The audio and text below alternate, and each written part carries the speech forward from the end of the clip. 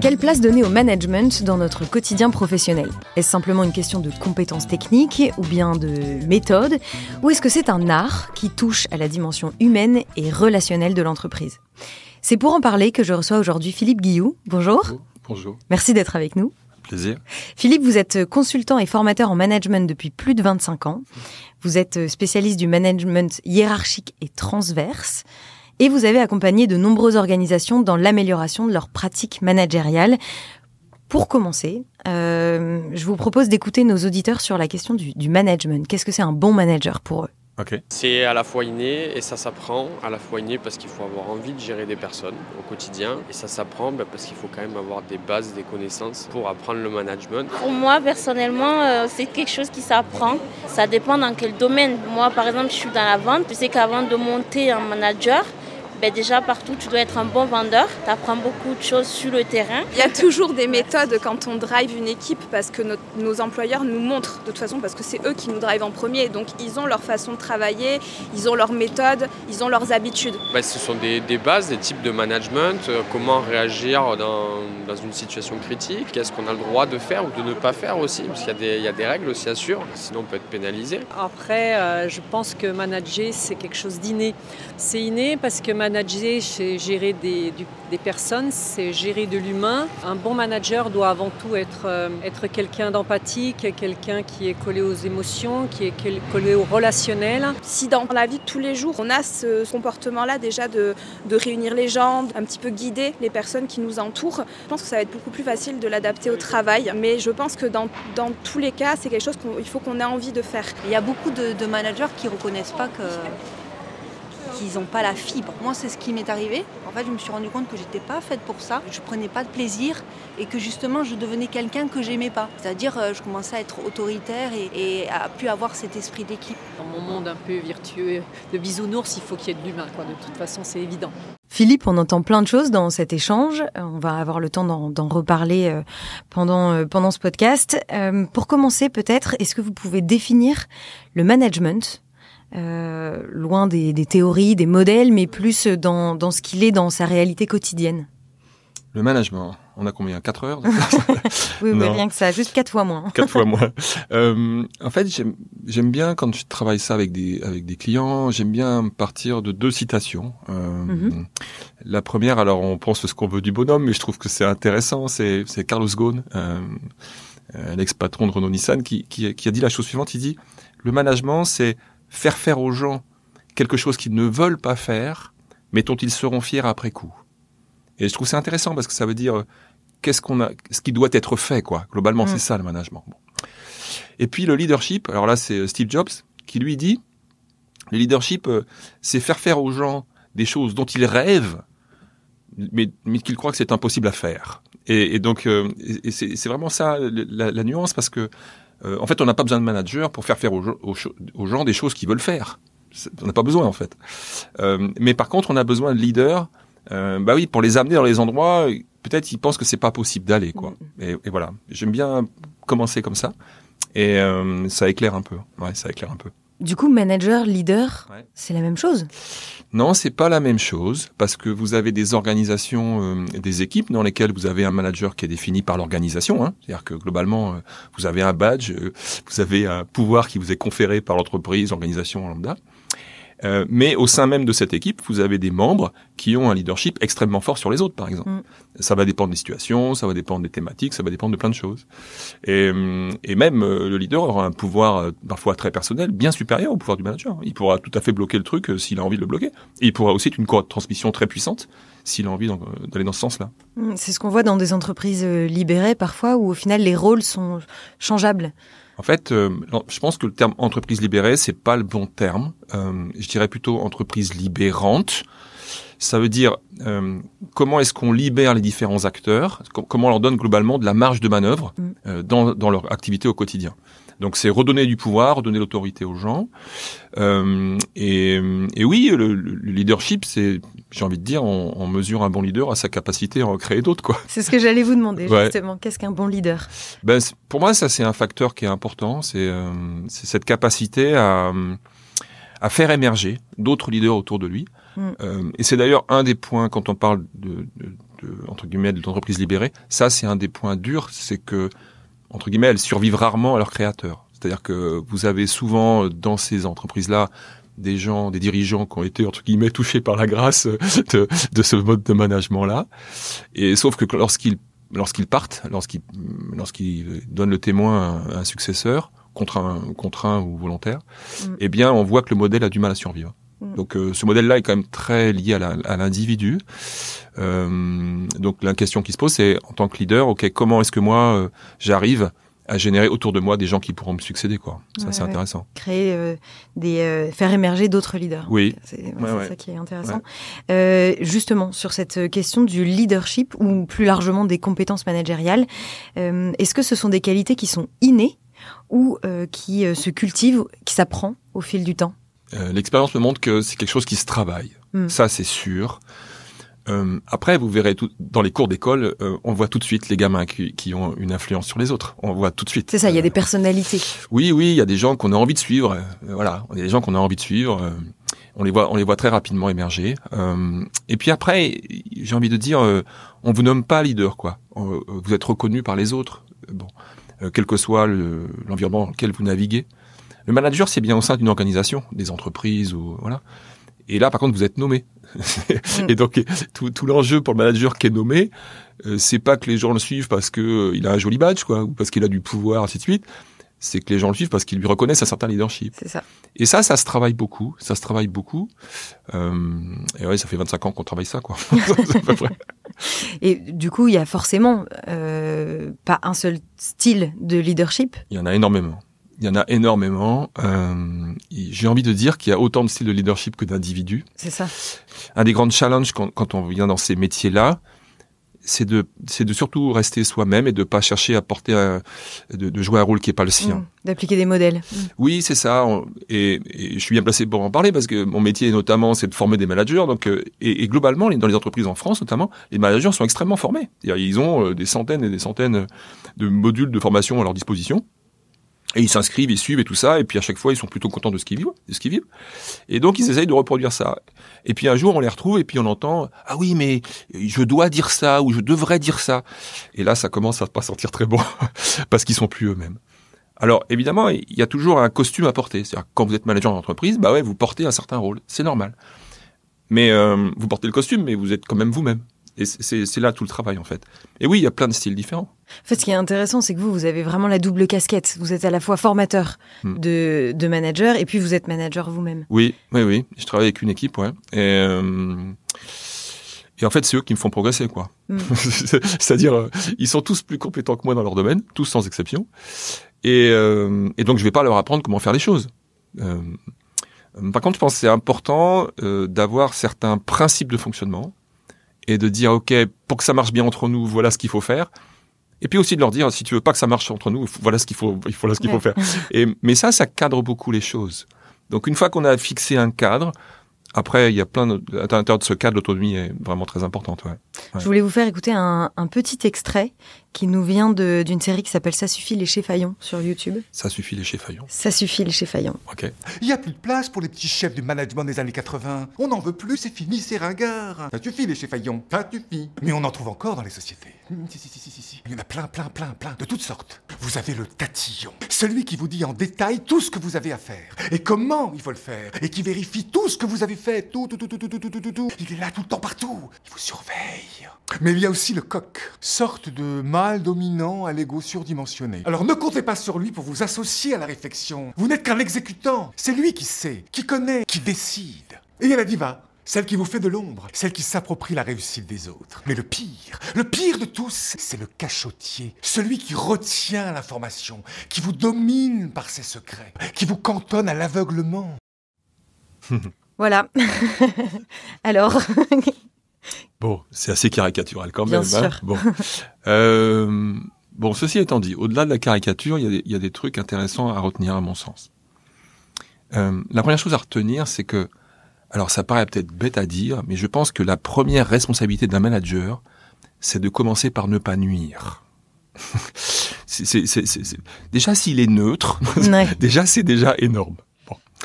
Le deuxième point à dire, c'est que quand on parle de comment est-ce que j'arrive à emmener les gens avec moi, qu'est-ce qui fait qu'ils vont me suivre et ainsi de suite, je trouve que on réfléchit très souvent sur c'est quoi la motivation des gens, comment je peux trouver leur levier de motivation, sur quoi je peux jouer. Et moi, j'assimile ça à actionner travailler sur les accélérateurs. Mmh. Globalement, c'est quoi les accélérateurs de motivation chez les gens avec qui je travaille? Or, quand vous conduisez votre voiture, avant d'appuyer sur l'accélérateur, il y a un préalable. C'est de lever les freins. Et moi, je considère qu'un manager, avant de ne pas nuire, il doit déjà commencer par lever les freins. C'est-à-dire, qu'est-ce qui bloque, quoi? Et donc, ça a beaucoup d'intérêt parce que d'abord, ça vous évite de passer votre temps à donner de l'énergie. C'est-à-dire, vaut mieux libérer l'énergie des autres que donner la sienne. Ça permet aussi d'en récupérer de temps en temps. Et donc, première chose, comment je lève les freins? Et il se peut que moi, je sois le premier frein. L'humain. Oui, et que moi-même je génère des freins chez les autres. Oui. C'est un peu ce qu'il explique notre ami là. C'est-à-dire il y a plein de comportements qui peuvent être des freins chez mes collaborateurs. Donc pour arriver à ça, faut se dire oui, ok, je peux être un frein majeur pour mes troupes. 2, comment je m'en rends compte? Si j'instaure pas une culture de feedback assez régulière avec eux, ils le diront pas. Donc un des critères clés, c'est comment est-ce que j'instaure.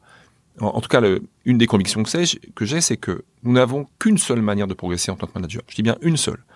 C'est d'augmenter la fréquence et la richesse du feedback auprès de nos collaborateurs. Et ça, il faut beaucoup de courage pour le faire. Oui. Il faut beaucoup de courage. D'abord parce qu'on est prêt à entendre des trucs qui ne sont pas forcément très agréables.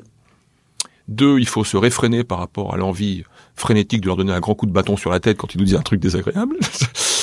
Et 3, c'est dire, ok, il y en a un qui me le dit, bon, mais s'il y en a 8 ou 10 qui me le disent, peut-être il y a un fond de vérité, quoi. Mmh. Et voilà. Donc, ça veut dire que se connaître soi, c'est la première des priorités. Et on ne peut pas se connaître si on n'a pas cette culture de feedback et ces retours qu'on a encouragés. Et donc, qu'on a encouragés, ça veut dire que nous-mêmes, on en fait autant avec les autres, quoi. Mmh. Voilà. Donc voilà, et donc il y a plein de choses à dire là-dessus. Voilà. Il existe plusieurs modes dans le management. Quelles sont-elles? En fait, depuis, on va dire, 50 ou 60 ans, on a beaucoup de... Il y a des modes au masculin, mais au féminin aussi. Il y a beaucoup de modes dans le management. Donc moi, je suis assez prudent par rapport à ça. Bon, il y a quand même des basiques. Il y a des basiques, c'est-à-dire que il y a certains modèles qui vous expliquent, ok, en fonction de telle situation, on parle de management situationnel, on parle de plein de trucs, où comment j'analyse la situation et quel est globalement le mode d'intervention qui pourrait être le plus adapté. Ça reste des choses. Quand je dis des basiques, ce sont des choses qui sont à avoir comme des bases de fonctionnement. Ça ne veut pas dire que ça répond à tout. Absolument pas. Je pense que c'est intéressant de capturer, de piocher dans plein de modèles, d'aller voir, et aussi de commencer par travailler avec ceux avec quoi on est à l'aise. Ça, c'est super important. Ça permet de rester soi-même. Donc oui, il y a plein de modes. Moi, je suis pas prescripteur, je suis pas actionnaire d'un modèle ou d'un autre. Ce que je dirais quand même, c'est que si vous travaillez pas sur vous-même et pour vous connaître vous, ça va être un peu compliqué. En tout cas, vous allez vite avoir quelques limites. Et puis, j'aime beaucoup une phrase qu'un de mes collègues utilise régulièrement et qui dit la chose suivante. Il dit, alors c'est pas de lui, mais il l'utilise beaucoup et j'aime beaucoup cette phrase. Elle dit, les limites d'un groupe sont composées de la somme des peurs de son leader. Et donc, ça veut dire quoi? Ça veut dire que, en tant que manager, oui, j'ai pas mal de peurs. Et tout ce que disait le monsieur là dans les chez Fayon et tout, en fait, ça traduit beaucoup de peurs. Ça traduit, est-ce que j'ai la peur de pas être compris? Est-ce que j'ai la peur d'un manque de contrôle, par exemple? Est-ce que j'ai d'être remplacé, de pas être crédible? Est-ce que j'ai peur de mettre un coup de canif à mon leadership en disant que je sais pas? Bref, il y a beaucoup de peurs. Et donc le fait de dire, ok, par exemple, il y a plein de choses que je ne sais pas, faut le dire, je sais pas. On vit dans une période où l'incertitude règne en maître. Si quelqu'un vous dit, voilà, dans 6 mois, il va se passer ça, alors soit il a une boule de cristal formidable, soit c'est un grand menteur, quoi. Mais moi, je ne sais pas ce qui se passera dans 6 mois. Je sais pas. Par contre, je sais ce que j'ai aujourd'hui, je sais ce que j'ai à peu près envie de faire. Et je sais aussi que toute la planification que je vais mettre en œuvre, il y a forte chance qu'elle soit tout à fait perturbée. Et des choses que j'ai pas envisagées qui vont arriver. Mais de ça, j'ai pas peur. Le management, le leadership, c'est aussi quelque chose qui évolue énormément en fonction de l'évolution du monde du travail. Oui. Quelles sont ces évolutions ? Est-ce qu'il y a des grands courants comme ça ? Oui. En fait, c'est l'actualité que j'ai en ce moment. C'est-à-dire, j'aime bien analyser les évolutions, entre guillemets, sociétales qui ont un impact sur le management. Bon. Qu'est-ce qu'on peut dire pour 2024-2025 ? L'acronyme VUCA, qui est un acronyme qui date de 85 de mémoire, donc ça a 40 ans déjà, il a été remplacé par un autre qui s'appelle BANI, qui traduit les environnements dans lesquels on travaille. Donc BANI, ça veut dire en anglais, donc brittle pour le côté fragile, anxiogène, c'est pas très fun, anxiogène, non linéaire, ça veut dire que il n'y a pas de corrélation directe entre un événement et ses conséquences. On peut avoir un tout petit événement et des conséquences gravissimes, tout ça amplifié par les réseaux et tout ça. Mais aussi on peut avoir des efforts très importants avec très peu de résultats. Bon. Et le I, c'est pour incompréhensible, c'est-à-dire les gens ne comprennent pas. Et donc voilà, donc il y a ce côté-là. On vit dans des crises qui se superposent. Avant, les crises se succédaient. Bon, elles avaient un avantage un peu malgré nous, elles nous obligeaient à faire un déséquilibre avant, quoi. On faisait un pas en avant. Bon, maintenant c'est plutôt l'inverse, c'est-à-dire que ces crises qui se superposent, qui s'accumulent, on a plutôt des réflexes de protection individuelle et donc de désengagement. La deuxième tendance forte, c'est que globalement toutes les organisations essayent d'harmoniser un triptyque, les 3 P, People, Planet, Profit. Sauf que c'est une équation qui est très très difficile, voire quasi impossible à résoudre. On va dire que parce qu'elles doivent vivre, et c'est bien normal, les entreprises doivent faire du profit, mais on parle d'engagement des gens, mais globalement la France, faut être clair, on est les derniers de la classe au niveau mondial. C'est vrai d'ailleurs, hein, vraiment pour le coup, on est dans l'étude, je me souviens plus. Oui, alors il y a une étude qui fait référence au niveau mondial, c'est une étude Gallup sur l'engagement. Alors bien sûr, c'est une étude américaine, alors on peut dire qu'il y a des biais culturels, ok. Oui. Néanmoins, elle existe depuis plus de 20 ans, elle sort tous les 2 ans avec les mêmes questions, donc on peut dire qu'on est comparable déjà, nous, en tant que Français par rapport aux années précédentes, et puis on peut se comparer aussi au niveau de l'Europe et ainsi de suite, ce que fait Gallup. Et en 2024, la France est 38e sur 38 en Europe au niveau de l'engagement. Et l'Europe est la zone mondiale du monde où il y a le moins d'engagement. Donc, on peut dire qu'on est vraiment les derniers de la classe. Bon. Au niveau environnemental, sur les 9 limites planétaires, on en a déjà dépassé 6 de mémoire. Et Profit, ça s'est un peu calmé là, mais on a vécu des années avec 5 ou 6% d'inflation. Comment vous faites, vous, pour garantir une rentabilité avec ces taux-là, quoi? C'est vraiment très dur. Donc, on a vraiment cette équation qui est super compliquée. Bon. Donc, ce qui fait que sur ces trois piliers, il y en a peut-être 1 ou 2 qui sont parfois un petit peu sacrifiés au profit du 3e. Oui. Et puis, je dirais la 3e chose qui est vraiment très importante à prendre en compte, c'est l'IA, au sens où autant en 2023, on pouvait dire révolution silencieuse, parce que les entreprises n'avaient pas de discours très établi ou de politique très claire sur qu'est-ce qu'on dit quand on utilise l'IA ou pas. Aujourd'hui, c'est plus silencieux du tout. C'est un bruit phénoménal. Vous avez 1 Français sur 2 qui utilise l'IA générative aujourd'hui tous les jours. Donc c'est avec effectivement un petit fossé générationnel, c'est-à-dire que les jeunes, pour eux c'est un outil de base. Bon, les gens de ma génération, ils doivent apprendre, s'y mettre. Bon. Et ça veut dire aussi, par contre, qu'un point difficile, c'est que vous avez un utilisateur sur 2 qui utilise les résultats tels quels, sans se poser de questions, et donc sans développer un esprit critique très formidable. Et ça, c'est plus ennuyeux. Alors qu'on sait, on va pas parler des heures de l'IA, mais on sait que parfois l'IA nous sort des âneries. Invente n'importe quoi, voilà. Elle nous sort des âneries. Donc ça signifie que on a besoin de se renforcer, on a besoin de travailler, on a besoin d'apprendre. On a besoin aussi d'expliquer aux gens que il n'y a pas de véritable créativité sans socle de connaissances solides. Ça, c'est super important. Et peut-être c'est, moi qui suis un vieux schnock désormais, c'est peut-être le seul point d'alerte que je mettrais à nos jeunes générations, en lesquelles j'ai beaucoup d'espoir. Je leur dirais, attention, c'est pas parce que l'information est disponible, c'est pas parce que tu as un assistant exceptionnel qui s'appelle ChatGPT ou autre, que ça t'exonère de continuer à apprendre et de développer ta connaissance. Parce que derrière, il y a un esprit critique qui doit se développer. Et la troisième chose que je leur dirais, c'est que ils ont besoin, en tant que manager, de développer une culture critique par rapport à ce qu'ils lisent. Le dernier exemple que j'ai en tête, c'est, tous les matins, je suis un peu sur LinkedIn, je regarde un peu les réseaux, ce qui sort et tout, mais c'est assez hallucinant, en fait, le nombre d'études, d'articles, de publications qui sont basés sur pas grand-chose, pour pas dire rien. Oui. Et j'en suis là, et nous en sommes tous les victimes. Hein. J'ai découvert il y a 3-4 semaines, grâce à un article sur LinkedIn qui était plutôt bien tourné, que la pyramide de Maslow, qu'on a tous appris à l'école, bref. Donc voilà, 5 niveaux, une pyramide avec des besoins. Bref. En fait, Maslow, il a jamais fait ça. Donc Maslow, il a jamais défini de pyramide, et il n'a jamais mis 5 niveaux, mais 7. D'accord. Et donc en fait, quand ces travaux sont sortis, il y a des communicants qui ont mis en forme. C'est vachement, évidemment, d'un point de vue mnémotechnique, c'est plus pratique de retenir la pyramide en 5 niveaux, mais c'est pas ça en fait. Et c'est intéressant de se dire que le World Economic Forum a défini les fake news ou la désinformation comme étant le risque majeur sur les 5 années qui viennent. Et donc on a, je pense, intérêt à avoir une logique de doute par rapport aux informations qu'on nous donne, et donc d'être très inquisiteur sur les sources. Ouais, et notamment sur l'IA, en disant quelles sont tes sources et quelles sont et notamment la fiabilité de la source. Quoi. Et c'est vrai que là-dessus, le manager va aussi avoir un rôle de sensibilisation auprès de ses managers. Essentiel, dans sa culture critique, donc dans le développement de l'esprit critique, dans l'utilisation de l'IA lui-même.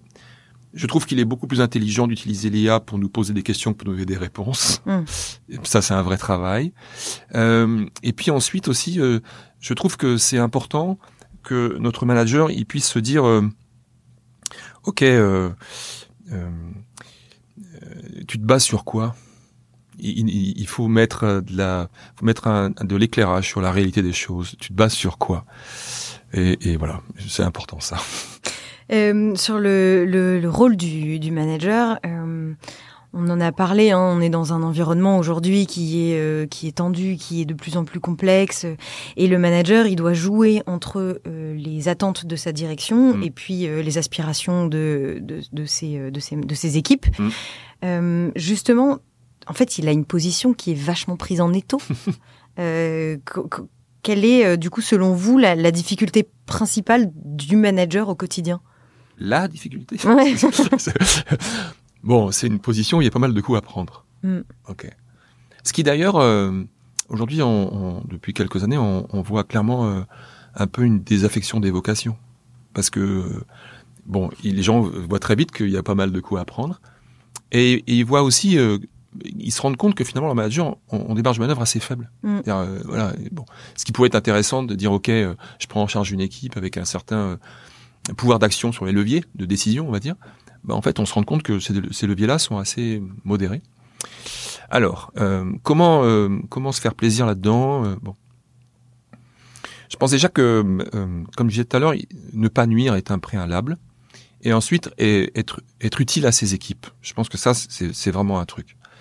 Donc, la première des choses, c'est on a aujourd'hui des gens qui sont complètement largués, paumés, parce qu'ils ont 50 objectifs, ou 50 contraintes, ou 50 parties prenantes, qui vont leur donner des choses, et ils sont complètement perdus. C'est-à-dire, où est la priorité ? À quoi je dois répondre ? Et donc, le boulot de manager, c'est d'aider ses équipes déjà à les recentrer sur l'essentiel. En disant, OK, ton cœur de métier, c'est ça, c'est là-dessus qu'on t'attend, c'est là-dessus que moi, je t'attends. Et le reste, c'est le reste. OK ? Et donc, je considère qu'être utile à ses équipes, c'est évidemment de les aider à définir ce qui doit être fait, mais aussi de les aider à définir ce qui ne doit pas être fait. Et ça, c'est vraiment très important. Peter Drucker, qui est un des pontes du management aux États-Unis, il a dit une phrase que j'aime beaucoup qui dit « Il n'y a rien de pire que de faire parfaitement ce qui ne doit pas être fait. » Ça, c'est très rigolo, mais c'est essentiel. Hein, parce que quand vous posez la question aux gens qui sont face à vous, en tant que manager, OK, il faut faire ci, il faut faire ça, très bien. Qu'est-ce que vous ne ferez plus ? Là, il y a généralement un très grand blanc. Hein. Ça, c'est la première des choses. La deuxième des choses, c'est difficile, c'est de valoriser le beau travail. Alors, valoriser le beau travail, j'ai pas dit le bon travail, j'ai dit le beau travail. Moi, je suis extrêmement admiratif des métiers manuels qui concourent aux meilleurs ouvriers de France, par exemple. Voilà. Et là, par exemple, on a eu l'inauguration de Notre-Dame et on a mis à l'honneur les artisans, les charpentiers, voilà, tous ces gens-là qui font un travail tout à fait magnifique. C'est beaucoup plus confortable pour un manager de piloter de la médiocrité. C'est très très confortable de dire ok, à 10,5 ça va quoi, et de mettre le niveau à 10,5 pour tout le monde. C'est super facile. D'autant plus que l'IA va nous y amener, parce que globalement, si tout le monde utilise l'IA, on aura tous les mêmes réponses. C'est ça, on fait tous la même chose. Voilà. Donc c'est bon. Et donc valoriser le beau travail, c'est assez facile de visualiser le beau travail quand c'est un métier manuel. C'est plus difficile quand ce sont des métiers intellectuels. Voilà, ça c'est plus délicat. Mais ça c'est son métier. Donc évidemment, demander le 18/20 ou le 20/20 sur 100% des tâches, c'est une aberration totale. Mais sur certaines choses, oui, il faut savoir valoriser ce beau travail. Voilà. Oui, une forme d'exigence. Voilà. Et puis la dernière chose que je dirais, bon après il y en a plein, mais la dernière chose que je dirais, c'est que puisqu'on vit en crise permanente, je pense que et qu'on a aujourd'hui des comportements qui peuvent être de désengagement, voilà, ou en tout cas protecteurs, quoi, hein, des réflexes défensifs, je veux dire comme ça. Je pense que c'est important d'aider nos équipes à se projeter sur ok, demain t'as envie de quoi dans ton métier, comment tu le verrais évoluer, et ça c'est les mettre un peu dans des situations pas toujours faciles, parce que il y a des métiers qu'ils maîtrisent parfaitement, ils se disent ok, pourquoi veux-tu que je change? Pourquoi veux-tu que je change? Parce que demain, il y a des choses qui vont impacter, un changement de technologie, parce que les process vont changer, parce que n'importe quoi. Et comment toi, tu vas évoluer là-dedans? Donc, ça veut dire prendre un temps d'arrêt, je sais pas, 1 ou 2 fois par an, et avoir un côté un peu prospectiviste par rapport à leur métier. Et ouais, je trouve ça, c'est vraiment important. Ouais. Le rôle du coach. Oui, le coach, parce qu'on n'a pas de réponse, en fait. Mais c'est d'amener c'est d'être à côté. Pas devant, pas derrière, mais être à côté. Et de poser des questions sur ok, t'as envie de quoi, est-ce que c'est compatible avec le devenir de l'organisation, comment ton métier, comment on peut créer de la valeur, j'ai envie de dire comment on peut supprimer des efforts et tout, et ça devient vraiment intéressant. Ouais. Et par rapport à ce positionnement en étau, donc là on parle beaucoup des équipes au final, mais comment est-ce que le manager peut lui faire un relais correct, survivre disons au milieu des aspirations des managers et des attentes de ses supérieurs? Bon, en tant que manager, il est là pour appliquer la politique de l'entreprise. Ouais. Ok. On lui demande pas d'être enthousiaste. Il y a des aspects sur lesquels il sera pas forcément d'accord, mais on lui demande de le mettre en œuvre. Si jamais lui il est en décalage avec ça, faut qu'il se pose des bonnes questions. Hein. Parce que être malheureux dans son poste de manager, il va être très mauvais très vite. Enfin voilà. Et donc son équipe va en souffrir aussi. Bon, ça c'est le premier point. Après, c'est une balance. Hein. C'est-à-dire, ok, notre métier à chacun d'entre nous. C'est comme une rose, quoi. Donc, le parfum est formidable, c'est très beau, mais il y a des épines, quoi. Et donc, si je veux une rose sans épines, je suis mal parti, parce qu'il y a des épines partout. Donc, tant que l'équilibre est plutôt favorable, enfin voilà, tant que la balance est plutôt favorable, ça va. Donc ça, c'est bon. La deuxième chose, c'est de se dire que le premier reproche fait par les salariés français à leurs employeurs, c'est le déficit de reconnaissance. Ok. Bon, c'est un fait. En France, on n'est pas très doué pour ça. Alors bien sûr, ça se travaille. Mais si moi, manager, j'attends que ma hiérarchie me donne de la reconnaissance, peut-être je serai pas très riche, quoi. Bon. Et donc, ça veut dire que où est-ce que je prends mon énergie? Et l'énergie, je la prends d'abord auprès de mes équipes, auprès de mes clients, auprès de ces gens-là. Donc voilà, j'alimente cette énergie-là. Et puis la troisième chose, je dirais que comment entre guillemets survivre, ou plutôt vivre, c'est de dire que mon métier, c'est de faciliter la vie des autres. C'est d'abord ça. Et quand je fais ça, c'est extrêmement gratifiant, et les gens, la reconnaissance vient très vite. On a parlé un petit peu des freins que rencontre le manager dans sa pratique quotidienne. Dans le contexte actuel, plein d'incertitudes, comment est-ce que ce contexte particulier, quelle incidence il a sur le manager et puis sur l'organisation globalement de l'entreprise? Le contexte est suffisamment anxiogène. Vous voulez contexte. Là, on n'a plus de gouvernement. Bon, on a des entreprises. On a Michelin qui va fermer quelques sites. Enfin voilà, il y a plein d'indicateurs qui nous font dire c'est un peu sinistrose quoi. Et voilà, bon. Donc déjà, soit faut pas en rajouter. J'ai envie de dire bon voilà. Mais il faut pas nier non plus. Alors j'ai pour habitude de dire que il y a pas de management sans confiance et il y a pas de confiance sans vérité. Et je pense qu'il faut dire la vérité aux gens. Ils sont tout à fait capables de le comprendre.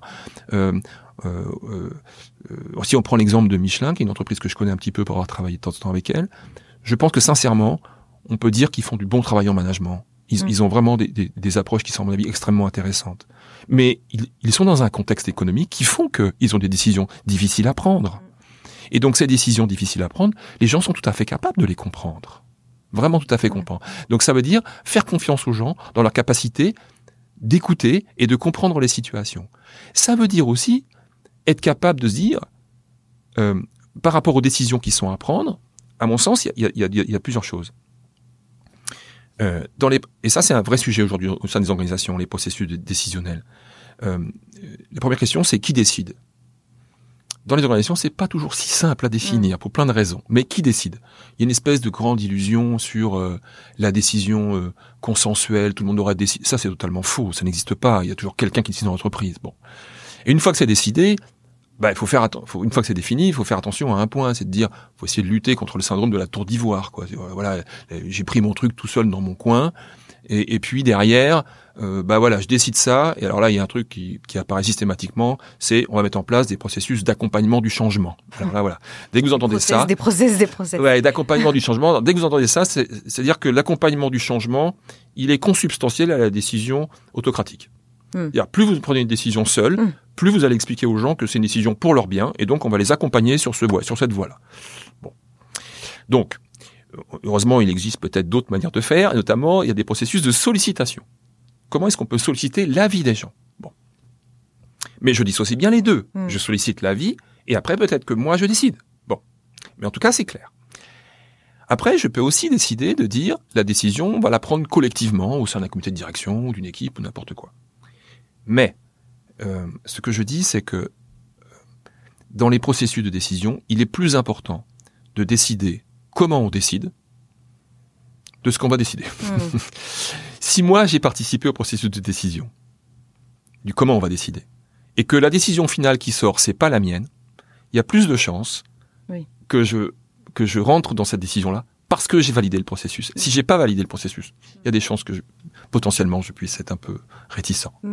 Vous avez écrit un livre qui s'appelle Les chemins de la simplicité pour les fatigués des organisations compliquées. Ouais, on l'a coécrit, en fait, on était 9 co-auteurs, ouais.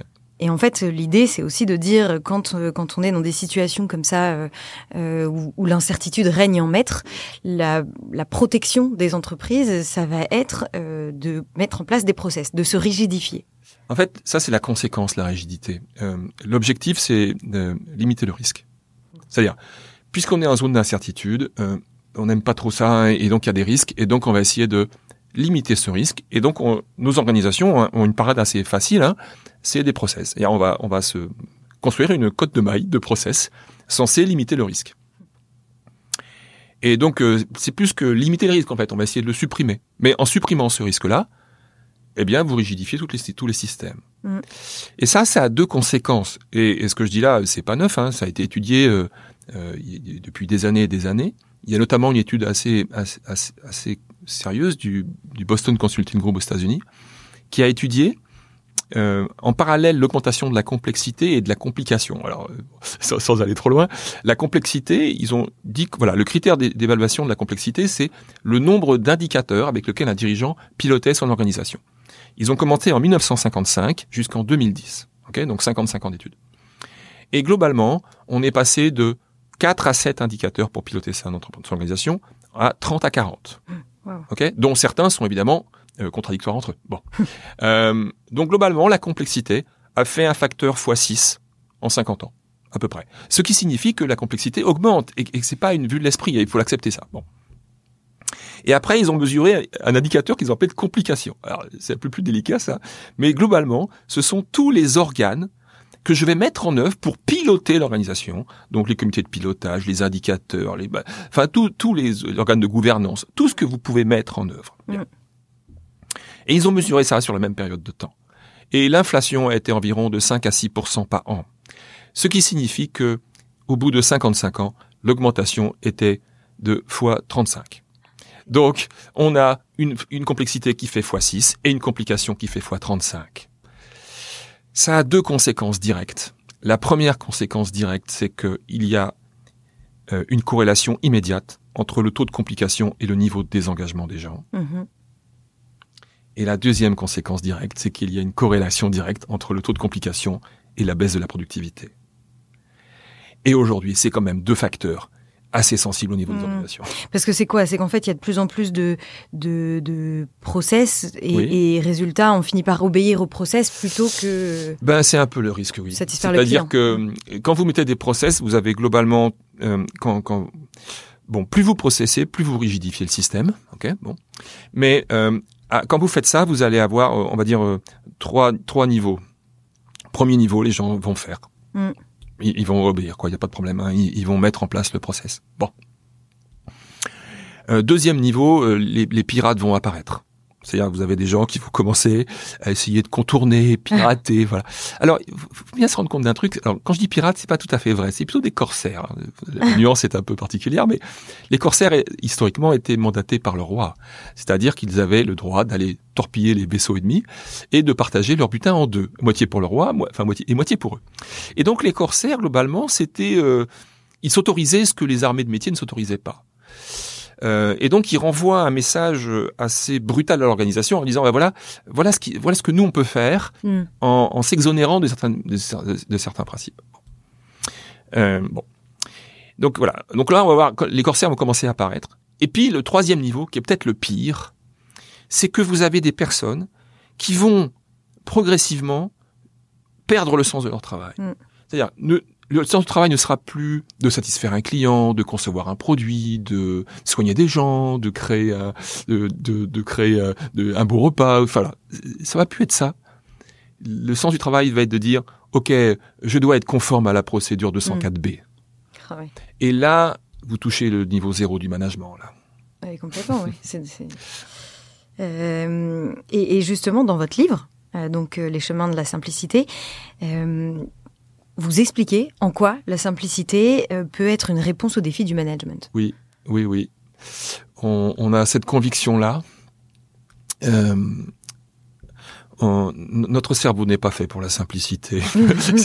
J'ai plein d'exercices en réserve qui montrent que finalement, notre cerveau aime beaucoup trouver la solution la plus compliquée qui soit. Voilà. La deuxième chose qui est intéressante à dire, c'est que beaucoup d'entreprises ont mis en place des process, on va dire, industriels, type Lean, manufacturing ou autres, qui ont pour objectif notamment de simplifier des process et tout. Sauf que ces outils-là sont des outils qui ont pour objectif d'améliorer la rentabilité et la performance de process. Je veux dire qu'ils sont émotionnellement traumatisants. C'est-à-dire, ça fait pas rire les gens, quoi. Hein, c'est bon. Voilà. Donc, ils sont liés, ils sont dictés par la science, le calcul, les mesures des temps, enfin, tout un tas de choses. Bon. Si l'intention initiale n'était pas du tout celle-là, je trouve qu'il y a eu des déviances dans la mise en œuvre. Bon, ça, ce n'est que mon avis. En revanche, la simplicité a un avantage énorme, elle se vend très bien. C'est-à-dire que si vous allez voir les gens et vous leur dites, OK, est-ce que dans ton métier, si on arrive à rendre les choses plus simples, qu'est-ce que t'en dis ? 99% des gens vont vous dire, OK, je prends. Mais, il va y avoir un mais. Ils vont vous dire, oui, je prends, mais chez moi, ça va pas être facile. Mais chez moi, ça va pas être facile. Et donc, tout le challenge est là. C'est-à-dire que la volonté n'est jamais absente, mais il y a quand même un très gros doute sur la faisabilité du truc. Bah oui, parce qu'à un moment, on va se cogner à l'organisation, quoi. Parce qu'on va remettre des pratiques en cause, bien sûr. Ouais. Et justement, comment vous faites ? Alors, déjà, il faut présenter ce que c'est que la simplicité, ce qui n'est jamais facile parce que si vous prenez un dictionnaire, le dictionnaire ne vous dira pas ce qu'est la simplicité. Il vous dira ce que ça n'est pas. Il vous dira pas ce que c'est. Il vous dira c'est pas compliqué. Il vous dira c'est pas c'est pas composé. ce qui est simple n'est pas composé. Il vous dira c'est pas apprêté, c'est sans après. Il vous dira pas ce que c'est. Bon. Alors bon, c'est à la fois une vertu, enfin voilà, c'est plein de choses. J'aime bien considérer ça comme une vertu. Bon. Mais ce que ça veut dire, c'est que derrière, ce sont des principes à appliquer. Et ces principes-là sont des principes finalement communs. On a eu le parti pris de dire, ok, on a réuni des gens du vrai monde, quoi, pas que des consultants en management, mais on a réuni une directrice d'agence de design, un professeur d'astrophysique, un chef d'entreprise, un agriculteur, un chef d'entreprise, une professeure de philosophie, enfin bref, des chefs. Voilà, on a recruté des gens comme ça et on leur a dit, ok, dans votre métier, c'est quoi la simplicité ? On a fait cogiter tous ces cerveaux-là et le bouquin, en fait, il a pour objectif d'illustrer des principes communs applicables à chacun d'entre nous dans tous nos secteurs, quel que soit notre métier, quel que soit notre niveau hiérarchique. Et avec cette volonté-là, et c'est beaucoup de travail, mais c'est tout à fait passionnant. Ouais. Mais j'imagine. En tout cas, ce qui est intéressant, c'est de se dire qu'il y a une volonté, il y a un besoin. Oui, il y a un vrai besoin. Il y a un vrai besoin. Et du coup, s'il y a peut-être pour conclure, 3 conseils à donner, 4 conseils à donner à quelqu'un qui veut simplifier. Sur la simplicité. Bon, alors, va pour 3 conseils. Premier conseil, la simplicité est d'abord une décision. Si vous ne décidez pas de mettre en œuvre ce processus-là, elle ne viendra jamais d'elle-même. Jamais. Ça, c'est certain. Ok. Donc, et n'attendez pas que ça vienne d'autres personnes que vous-même. Donc, voilà. La deuxième chose, c'est qu'il n'existe pas de simplicité sans principe de réduction. C'est-à-dire, nos organisations ont appris à fonctionner avec des additions. On rajoute ci, on rajoute ça, on rajoute ci, on rajoute ça. Elles ont juste oublié la soustraction. Donc, qu'est-ce qu'on enlève ? Et ça, c'est un processus extrêmement difficile à mettre en œuvre. Il y a une petite règle anglo-saxonne qui dit que à chaque nouveau document créé, il faut en enlever 2. J'essaye de me l'appliquer. C'est dur. C'est dur. Pas simple. Déjà 1 pour 1, c'est pas mal. Mais juste pour info, tous les politiques ont mis en œuvre ça. Enfin, les chocs de simplification. Enfin, tous les gouvernements ont voulu faire ça. Bon, la France en 20 ans a créé de mémoire 58% de textes réglementaires en plus. Chacun de ces textes comprend 35% de mots en plus. Ok, si vous êtes élu d'une petite commune, il y a 400 000 normes qui s'appliquent rien qu'aux équipements sportifs de la commune. Ok, faut se rendre compte de ça, quoi. C'est fou. C'est d'une complexité incroyable. C'est démentiel. Bon, bref. Donc voilà. Donc il y a pas de simplicité sans principe de réduction. Ça, c'est le deuxième point. Et puis le troisième point, je pense que parce que là, faut choisir. Là, il faut choisir. Ouais. Moi, je suis très très attentif à ce qu'on appelle les patterns. Alors, il y a pas de mot français pour traduire ça, hormis le patron au sens de la confection. Voilà. Un modèle. Oui, un modèle. Alors, dans le sens en anglais, pour la simplicité, ça signifie que quand vous avez une situation qui est face à vous, vous avez beaucoup d'informations. La question est, quels sont les 3-4 éléments clés décisifs sur lesquels vous devez agir et qui feront la différence. Un très bon exemple nous vient des échecs. Pendant 10 ans, le champion du monde d'échecs s'appelait Magnus Carlsen. Donc il a abandonné maintenant, mais pendant 10 ans, il a dominé outrageusement tous ses adversaires. Et il disait la chose suivante, il dit, en fait, on lui pose la question, pourquoi vous êtes meilleur que les autres ? Il dit, je joue simple. Ah, intéressant. Et qu'est-ce que ça voulait dire pour lui ? Et il se comparait à Kasparov, qui est quand même reconnu comme étant un des maîtres de ce jeu. Et il dit, Kasparov a plus de créativité que moi. Il est capable d'imaginer plus de coups que moi. Mais je suis sûrement celui qui distingue le plus vite sur un échiquier les positions sensibles et les positions qui vont pouvoir permettre d'agir sur le jeu. Cette capacité-là existe dans toutes les... Enfin voilà, tout le monde définit ça. Clausewitz l'appelle ça le coup d'œil. Enfin bref, cette capacité à discerner ça. Au niveau des échecs, on a fait le calcul entre un excellent joueur et un maître mondial. Le maître mondial va 200 fois plus vite. 200 fois. Ça se calcule en secondes. Hein. C'est dingue. Et il a cette capacité à discerner sur un échiquier quels sont les éléments décisifs sur l'échiquier. Et ça, c'est difficile. Et chacun dans notre métier avons-nous cette capacité à discerner ce qui est décisif? C'est une sorte d'esprit de synthèse et puis aller directement aux points qui sont les plus importants, qui vont vraiment avoir un impact après. En fait, parmi les co-auteurs du bouquin, l'un d'entre eux qui s'appelle Pascal Bordet, qui est professeur d'astrophysique, la première fois que je l'ai rencontré sur ce sujet-là, je lui ai dit, Pascal, pour toi, si je te dis univers et simplicité, tu me dis quoi? Bon. Et il m'a dit une chose très rapide, il m'a dit, tu sais, l'univers s'est construit et continue de se construire sur la loi de la moindre énergie. Donc, les systèmes se créent et perdurent sur la loi de la moindre énergie. Question, si on considère que ça est un pattern, comment est-ce que moi, dans mon fonctionnement, je fonctionne sur la loi de la moindre énergie? Très belle phrase pour conclure. Je pense que ça va tous nous faire réfléchir. Merci beaucoup pour conclure, justement. Merci beaucoup.